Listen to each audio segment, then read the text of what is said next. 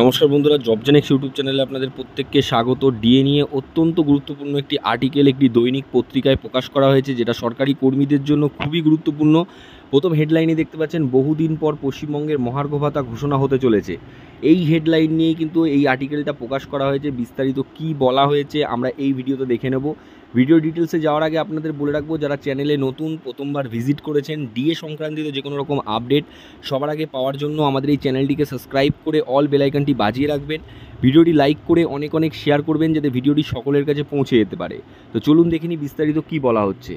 বহুদিনের লড়াই চলছে ডিএ নিয়ে। সংগ্রামী যৌথ মঞ্চ, মাঠে ঘাটে এবং অন্যান্য সংগঠনগুলি সুপ্রিম কোর্টে লড়াই করছেন।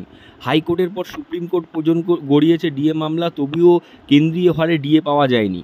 মুখ্যমন্ত্রী ভয় পেয়ে বছরে দুবার ডিএ ঘোষণা করেছেন, তাতেও সন্তুষ্ট নয় সরকারি কর্মীরা। তাদের দাবি কেন্দ্রীয় হারে ডিএ দিতে হবে।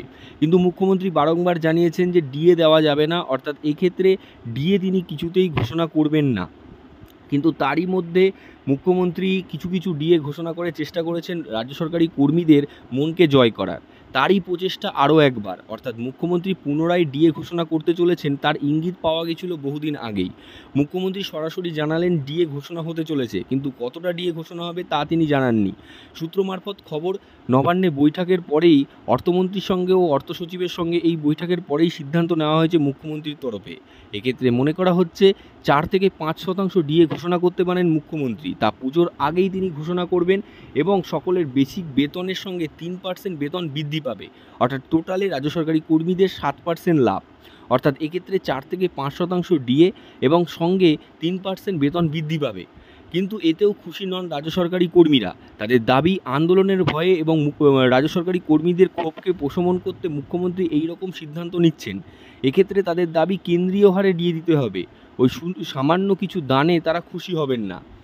এখন দেখার সুপ্রিম কোর্টে ডিএ মামলা কোন দিকে গড়ায়। বারংবার সুপ্রিম কোর্টে ডিএ মামলা উঠলেও তা বারংবার পিছিয়ে গিয়েছে, যার ফলে তার সমাপ্তি ঘটেনি।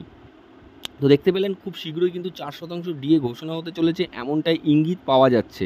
গুরুত্বপূর্ণ আপডেট ছিল, আপনাদের সাথে শেয়ার করলাম। লাইক করে বন্ধুদের মাঝখানে শেয়ার করে দেবে।